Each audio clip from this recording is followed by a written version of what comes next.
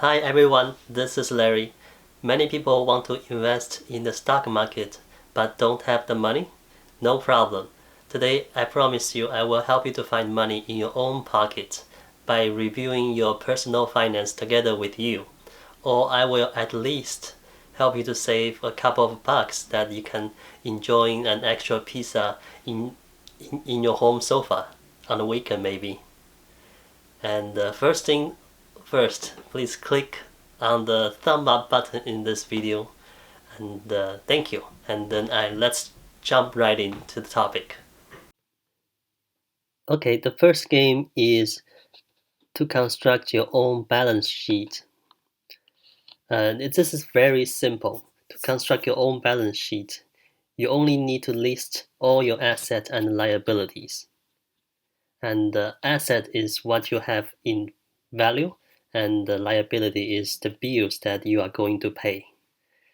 And this is very simple and very achievable. Just take a pen out or open a spreadsheet like I do here. Use your Excel or Google Sheet. Anything is even you just jot down the numbers using a pen. Using a pen and a paper is it's very simple. So you list all your assets in an order of decreasing in a decreasing order of liquidity. Liquidity is how easy you can convert your asset into cash. So your current asset means that you can convert these really quickly, and it's by your hand. And these including the money in your checking account and the cash on hand and your savings in your saving account and any stock you already have and any mutual fund you already own, any other asset you can also have as well.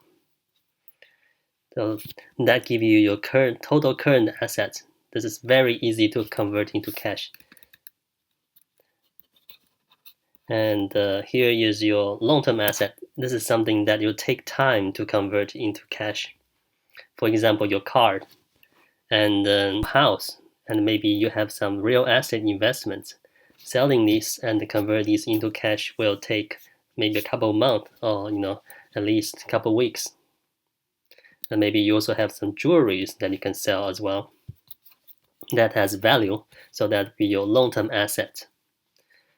And the first column is the name of the item, and the second column is the market value of them. For the asset, it's a market value of them, and the third column is the growth rate of them comparing to last year, how much it has grown since last year you had them.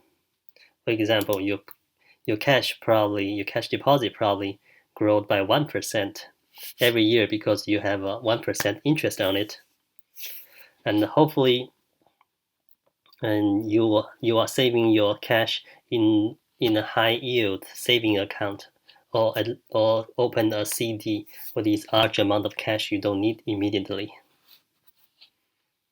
And your stock, see how fast they grow compared to last year. Your gain divided by the value last year at the same time would be how much it grew, and has it been increasing or decreasing. Check them, scrutinize them. And the mutual fund as well. Scrutinize through all your assets and see which ones are growing and which areas you can make improvement. And look at your long-term assets and check the value of them every year. See if they are growing or they are depreciating. And maybe you have some jewelries, or maybe you have something of value you no longer use, and it's just depreciating there. So instead of let it depreciating, you probably wanted to sell them in online in the eBay or something, and then get cash of them and then invest in the stock market. This is somewhere you can also do. And here you will have below here you will have your liability. Liabilities is some bills that you have to pay, and you can construct this in a decreasing order of how soon you need to pay them. For example, you probably need to pay your credit card first, then your personal loans and mortgage. These are how soon you need to pay off them. Liabilities. The second column is the amount you owe. So here is the amount you owe for liability, the second column, and the paying rate is actually the interest you pay on them. Here you have regularly you have 18%, usually 18, 16% of rate probably, and sometimes you probably can consider cutting these rate back by getting a better credit card and transfer the balance there, and maybe you have a promotion rate APR of 10% or something, and also paying off your credit card, paying off your personal loans, or maybe you can also get, if you have home, you can get a home equity line and use this money to pay off all your credit card and the personal loans, because it will usually has a much more lower interest rate, and then just never get never get in debt into these consumer debt again. Just be careful, don't run into them again. And then you will have your mortgage. So after you total up your asset and then your liability here, you simply use your asset minus your liability. Then you will come up with your net worth and check to see if they are increasing from last year. So this asset you probably increased like 5% from last year, or you probably paid off some of your mortgage, so your liability decreased 2% from last year, and your total net worth increased 3%. So this is the balance sheet, and then areas you can think of to reduce your liability as well as increase your asset. Just give you a good picture of your net worth, and the goal is to have your net worth growing every year. All right, let's jump right into cash flow statement. The cash flow statement actually tells you how much money you have coming in and how much money you have outgoing. So your income and outgo, basically, your income and spending. And it's also very, very simple. You list your income, such as your salaries, your interest, and the income from your bank, and dividends from your stock. And maybe you have a side business, and maybe you have some other incomes. List the amount in the second column, and then this is the amount that for the yearly amount. And you have the total income here. And for outgo, so your outgo here is the money that's flowing out of your bank account every month. So here you list out, you probably have rent or mortgage to pay, you have utility every month to pay, you have food, and you're probably eating out every month as well. There's some expense accused. Look at how much clothing you purchase every month, and car insurance, home insurance if you have, telephone, internet. Trying to shopping a better rate for the internet and telephone, and also you can get insurance. You can get a better deal on insurance costs as well if you shop around more. You can also reduce your eating out, and you can also reduce your cost for clothing. And you can also taking more public transit and reduce your auto expense, save some gas there.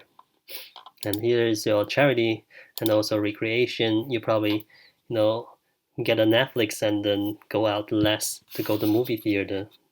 Reduce your frequency to go to the movie theater, probably save you a couple bucks here. And like I said, consolidate your credit card and consolidate your credit card and the loan payment, probably using your home equity lines, or maybe get something more like a fixed rate loan. So, and also low interest rate loan if you can get them, and then pay off these bills, these debt first. So here you have your total outgo, and then your total income minus your total outgo is equal to your net inflow outflow. Meaning inflow means that the money is coming in, so your cash flow is positive. That means your cash flow is positive. And if here is a minus number, means your cash flow is negative. That means your net worth is going to decrease as well. Here will affect your net worth. So it will decrease as well if you're not watching out of your cash flow. So you can think of area you can make more money. You can use one of your habits to earn more money, or maybe trying to do a better business. And something you can also consider is that the tax bracket you're paying. Consult your tax advisor to see if you can hold less of your tax amount in your salary or wages, so that you can, instead of getting a return at the end of the year, you can begin to invest every month with the money. And we already talked about these things where you can cutting back the spending. So hopefully you can figure out an area you can squeeze some of the money out, maybe like $25, $50. I see people with $25 or $50 a month or a week that they invest into quality stocks, and eventually it growing into a very, very sizable amount of money over the long term. So, and you see, that's very easy, and hopefully you learned something today, and you can apply to your life and save a couple more bucks. So, after learning how to construct your own balance sheet and cash flow statement, I believe you have a better idea of your personal finances currently, and I hope that this can also help you to review the financial reports of the companies that you are seeking to invest, to review their balance sheet and to review their cash flow statement. And I also hope that you will be able to help to increase some of your income or cut back some of your cost, so you can have a better cash flow, and also you can have your net worth increase every year. And please click the thumb up of this video, and please share and comment below. And if you like my channel, please subscribe, and I will see you next time. Thank you for watching.